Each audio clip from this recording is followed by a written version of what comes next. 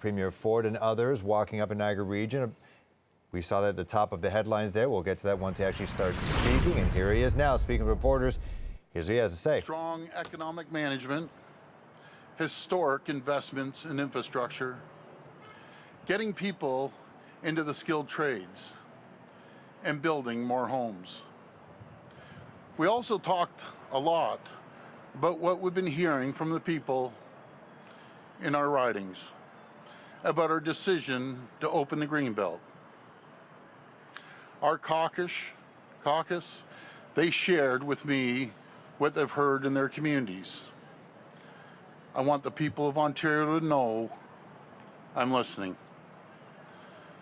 I made a promise to you that I wouldn't touch the Greenbelt. I broke that promise. And for that, I am very, very sorry. I pride myself on keeping our promises. It was a mistake to open the Greenbelt.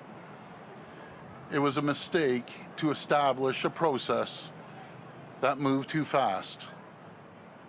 This process, it left too much room for some people to benefit over others. It caused people to question our motives. As a first step to earn back your trust, I'll be reversing the changes we made and won't make any changes to the Greenbelt in the future. Because even if you do something for the right reasons, with the best of intentions, it can still be wrong. I've been clear.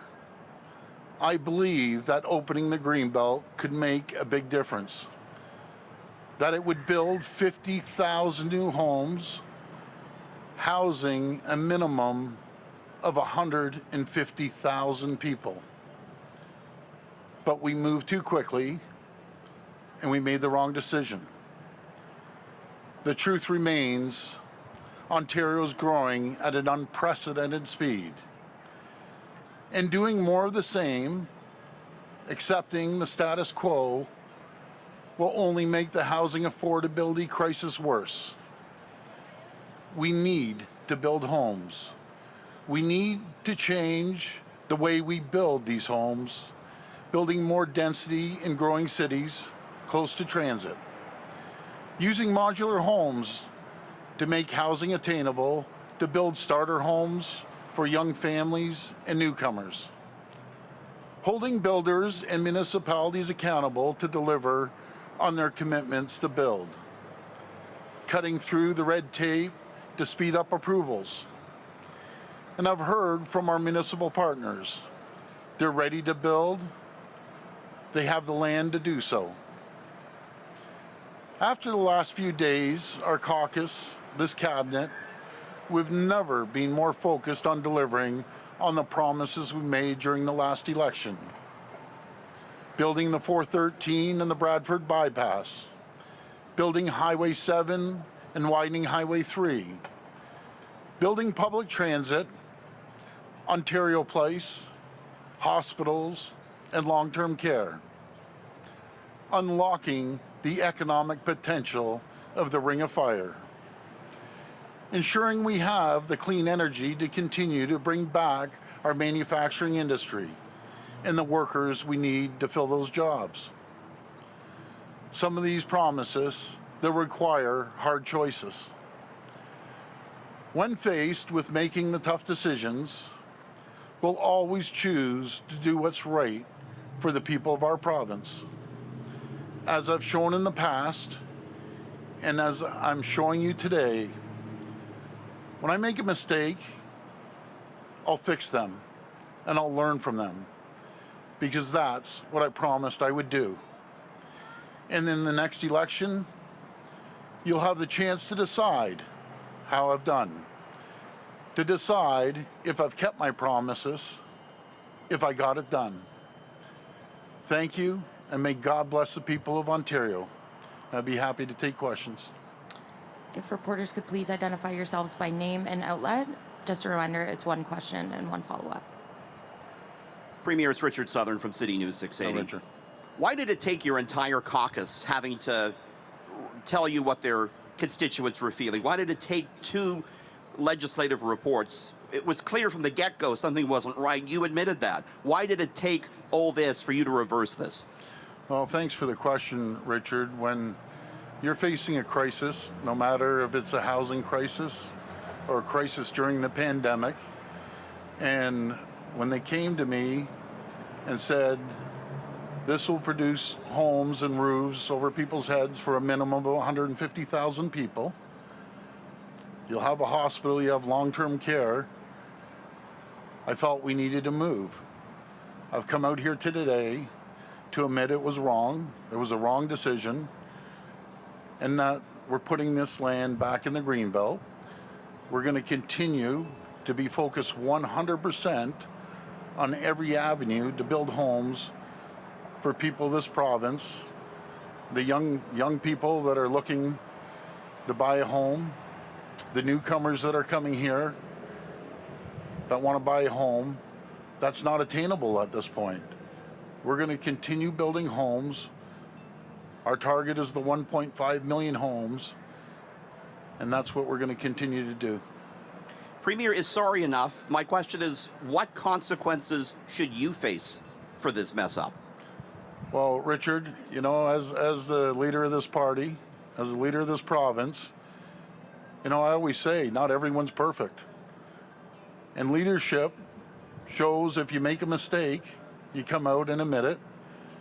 You tell the people what you're going to do to correct it and make sure that happens. And that's what I've done. That's what I've shown when I've made other mistakes. And I'm the first to admit that I'm not perfect. But every intention that I have, no matter if it's building homes or anything else, is the right intention to help the people of Ontario in every aspect, no matter if it's the economy or if it's healthcare or education or building homes. You know, the intent is always there for the right purposes. Alan Benner, St. Catharines Standard. Just wondered if targets for local municipalities will remain as far as building new homes are concerned, and if they might be impacted by the elimination of the Greenbelt properties. No, thank you for that question. The targets will remain the same. We want to work collaboratively with our municipalities. There's a lot of municipalities are really excited about building more homes. And there are a few municipalities that don't want to build higher, they don't want to build wider, they don't want to build at all. Those municipalities, all of them, need to be held accountable. We'll be publishing frequently the targets that we've set out and the targets where the municipalities, if they've achieved their goal or if they're falling behind their goal, but we all have to pitch in. As you've heard, I kept using the number of 504,000 people. We know now it's probably closer to 800,000 people that are showing up to our province every single year. That's excluding the over 400,000 international students, the migrant workers, the visitors that are coming here and staying. We're going to continue to make sure that we use every avenue and every tool in our toolbox to build homes.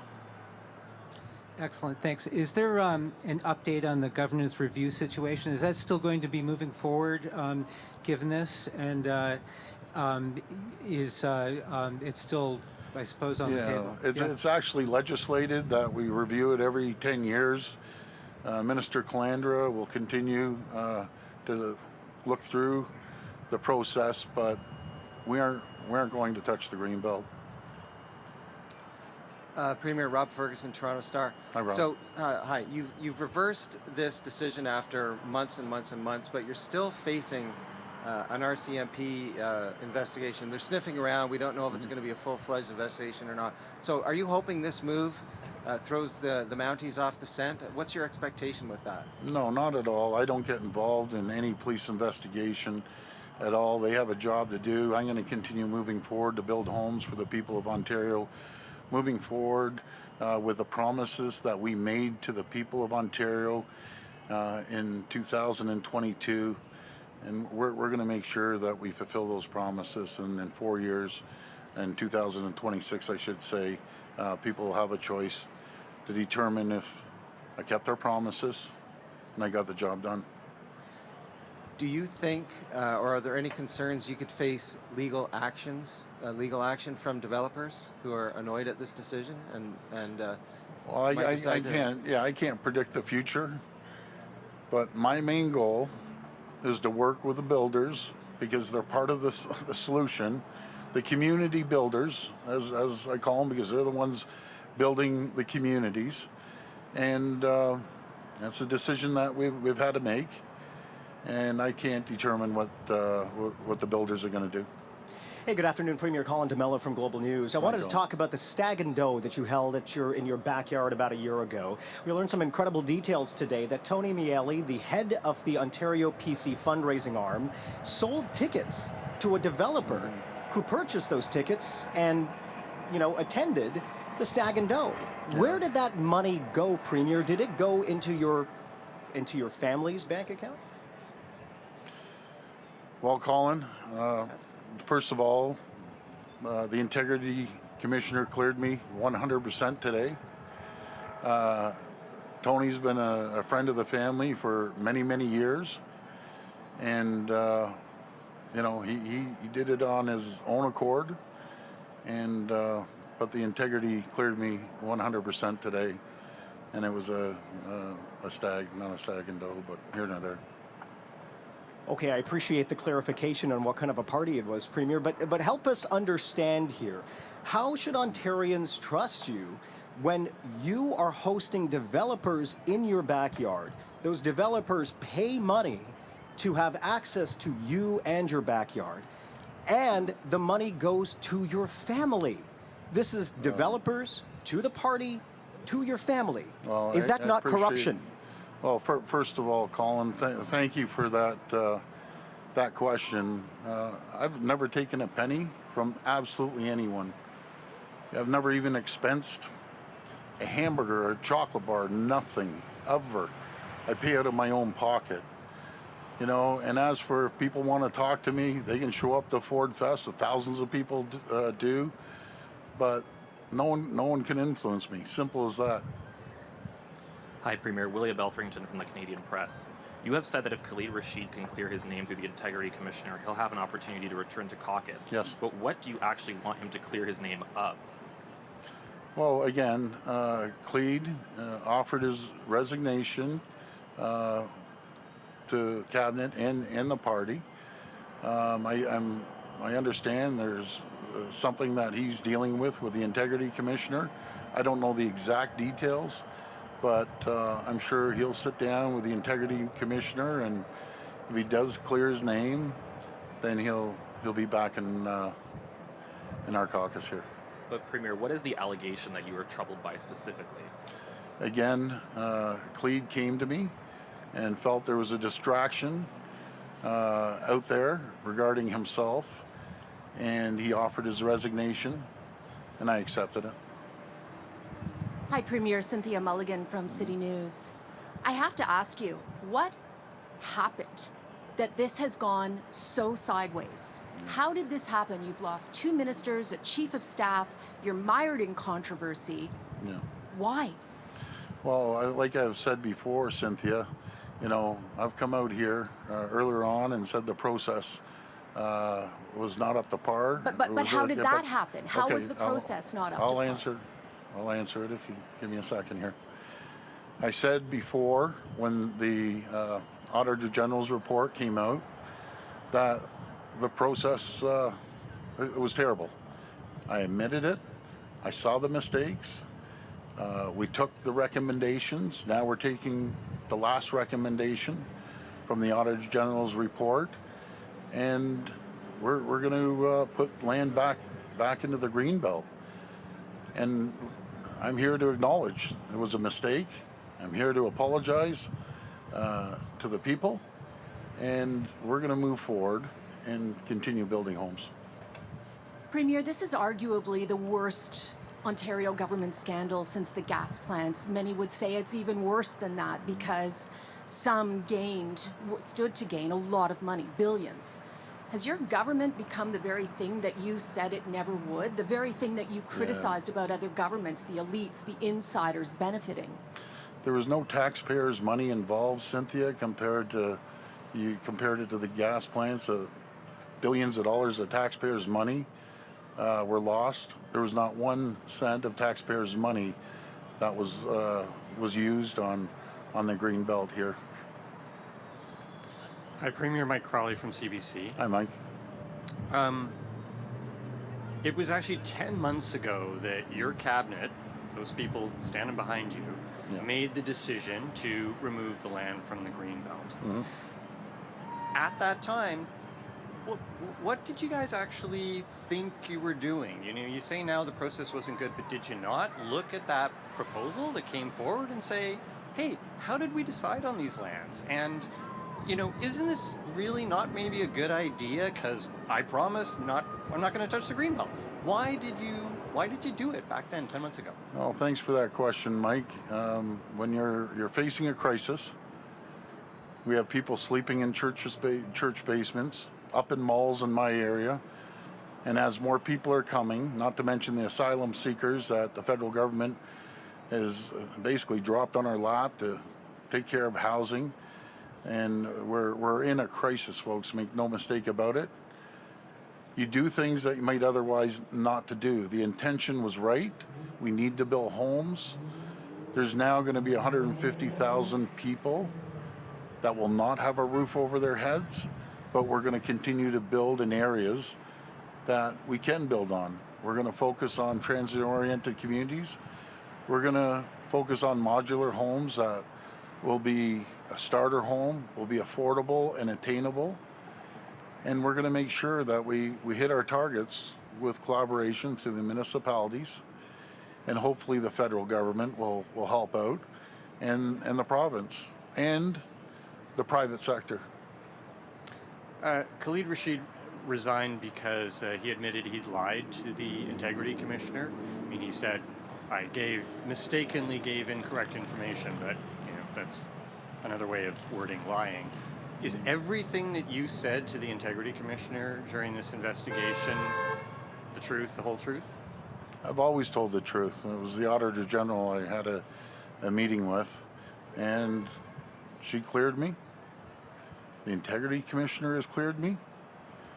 I want to move forward and continue doing what we got elected to do. And that's to continue creating jobs for the people of this province, over 700,000 of them. We're going to continue focusing on economic growth and affordability, making sure that we aren't taxing people and taking money out of their pockets. We're going to continue focusing on fixing the healthcare system and building infrastructure, the 50 new hospitals or additions to hospitals, the $50 billion, and building transit right across this province, the largest transit system in North America. You know, folks, again, I'm going to say I'm not perfect. No government's perfect. But we're working hard to do and fulfill the commitments that we promised in the 2022 election. And we're going to continue fulfilling those promises. Hi, Premier Siobhan Morris from CTV. How are you expecting people to put any weight into the renewed promise you've made today not to touch the Greenbelt, considering not only you've broken that promise one time, but you really dug in on that for many, many months, despite publicly people saying this was a bad idea? Well, first of all, when you come up here, like I am today, admitted I made a mistake, and I apologize for that mistake. We're going to have to continue moving forward, and proof will be in the pudding, as I said, Siobhan. People will have a choice. We live in a democracy. They're going to decide, did we keep our promises? Did we build highways? Did we build hospitals? Did we build hundreds of thousands of homes, over 1.5 million homes? Are we on target to do that? Have we kept our promise? And they're going to ask themselves, is this province in better shape in 2026 than it was when we ran in 2018. And I can tell you, Siobhan, this province is in a little better shape. It's in 1,000 times better shape for the people of Ontario on every single aspect in every single ministry than when we took office in 2018. And we're going to continue moving forward on our mandate, and the people will hold us accountable. I'm wondering what you felt personally or thought personally when you heard the story about Mr. Rashid and the massages in Vegas with somebody else who worked in your office at the time, and a developer as well. Yeah, well, first of all, I read it in the paper, to be very frank with you. Got advised. I expect everyone to follow the rules, people inside and outside of the government. And I think I've demonstrated if you don't follow the rules, I don't want you part of the government. I don't want even the outsiders dealing with government. There's rules that are made for a reason. Follow the rules. It's as simple as that. Hi, Premier. Laura Stone, Globe and Mail. Hi, Laura. You've called the Greenbelt a scam. You said it was drawn up essentially with darts on a chalkboard. It's a field of weeds. I could go on with the greatest hits. Have you seen the light now on the value of the Greenbelt, or are you just doing this because everyone is completely fed up and angry with your government over your decision? Well, you know something, I listen to the people when we're out there, and I listen to our caucus, listen to our cabinet, that we made a mistake and we need to move forward. And that's what we're going to do. We aren't going to touch the Greenbelt. We're actually putting over 9,400 more acres into the Greenbelt, the largest expansion of the Greenbelt since it existed. And we're going to grow the Greenbelt like we did prior. It was 2,000 acres larger than when I took office. So now it's going to be 9,400 acres larger than when I took office in 2018. Okay, so you value the Greenbelt now. On another topic of national interest, Alberta has come out today and said they're looking into getting out of the CPP, and they believe they're entitled to half of the funds in that. As the Premier of Ontario, what do you think of Alberta's proposal, and do you think that is fair to your province, that they would be entitled to half of that money? Well, I haven't had an opportunity to sit down and talk to the Premier of Alberta. I definitely plan on doing that. You know, the way I look at it, Ontario is the engine of Canada. Ontario supports other provinces and territories. We always believe in being the largest province, and other provinces may be struggling, the smaller provinces. We're there for them. We've always been there, the territories as well. So, you know, we live in a country that everyone shares responsibilities, and we always believe in making sure that we're a leader in the country on all fronts, and we'll be there to always support my colleagues and other provinces and territories. Good afternoon, Premier. Jason Godola with CHCH News. Hi, Jason. Now that you mentioned that the Greenbelt, everything's going back in, what does the plan of building within the areas to build? You mentioned modular homes, etc. Yeah. What does that look like moving forward, and where exactly? Well, again, I always believe in working hand in hand in collaboration with our municipal governments, our provincial and federal. The federal government owns quite a bit of land. The province owns quite a bit of land, and some municipalities own land. Let's start building on the land that we have. You know, I always say the land, some people call it the dirt, about 30% of the cost. We're going to make sure that when we have transit, that we build over top of the transit stations and around the transit stations to create density. But not everyone wants to live in a condominium. We need to increase rental, purpose-built rentals as well, because some people won't be able to afford a home, but they need a place to call home, a roof over their heads. And we're going to do every single thing we can to work with the other two levels of government to continue to build. As I get held accountable, the builders, I can assure you, will be held accountable, and so will the municipalities be held accountable to make sure that they hit their targets. We're in a crisis, and there's no more excuses. And going back to reviewing the process, does that mean that the developmental fees that were cut, are they going to be returned to municipalities? No, and they weren't cut. That was for nonprofit, purpose-built rentals. They're still going to be able to charge their regular fee on regular development, but we just aren't going to increase it because some municipalities, I'll give you an example. Some municipalities, I'm not going to start calling them out, before you get a shovel in the ground, their fees are anywhere from $130,000 to $150,000 before you get a shovel in the ground. Guess who's paying for that?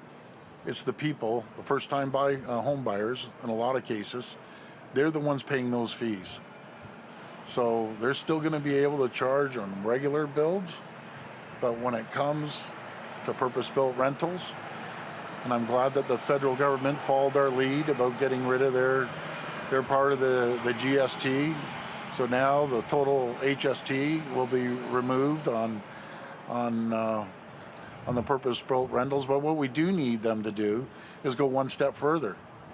We will match you if you cut the fees, the GST, on starter homes under $500,000.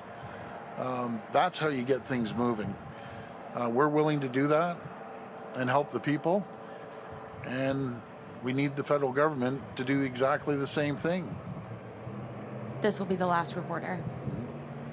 Hey, Premier, it's Charlie Pinkerton of the Trillium. I'm just wondering if Jay Truesdell continues to work in your office, and if so, what separates his situation from Khalid Rashid's, who resigned over essentially the same set of circumstances? Jay gave his resignation to my chief of staff. Okay, and in returning the land back to the Greenbelt, will the government owe the developers whose lands were removed and that they expected to be able to build houses on anything? And if so, can you explain how much that'll cost and if you'll make it public? Well, we'll make it public, that's for sure, but the minister is working through those details, and they'll will be public once we find out. So as we wrap up, folks, I just want to tell you, we're going to build as many homes as possible. And again, I want to acknowledge that I made a mistake, and I apologize for that mistake. But we are going to do everything we can for your children, for your grandchildren, for newcomers that are coming into this province that want a roof over their head, want a dream of home ownership that they wouldn't have been able to do if we haven't made these decisions moving forward, no matter if it's a development charges or making it easier to move forward and quicker to get a permit. This would never happen. If we just handed it over and did nothing and left it with municipalities, the housing crisis would get worse. We're doing everything in our powers with the proper intentions to have affordable, attainable homes for people in this province. And I thank you for your understanding. And again, may God bless the people of Ontario. Thank you so much. That's Premier Doug Ford, a humbled Premier Doug Ford, announcing a major breaking news in Niagara region, saying that the government will be reversing their decision to develop the Greenbelt. They're returning the lands back to that protected lands, in fact, adding to it. This after multiple MPPs have resigned, including a chief of staff for housing and development. He says he apologized. He says, quote, "I made a promise I wouldn't touch the Greenbelt. I broke that promise. It was a mistake to open the the Greenbelt. Again, Premier Ford announcing that the government are reversing the decision to develop parts of the Greenbelt and returning it back to being untouched by developers. And we're going to have more on this, including a lot of reaction from opposition parties. This is exactly the type of outcome they all wanted, as well as Ontarians as well. And so Premier Ford is saying they're reversing that decision. Stick it here to CP24. We're going to get you all the reaction breaking this down as he made that major announcement live right here.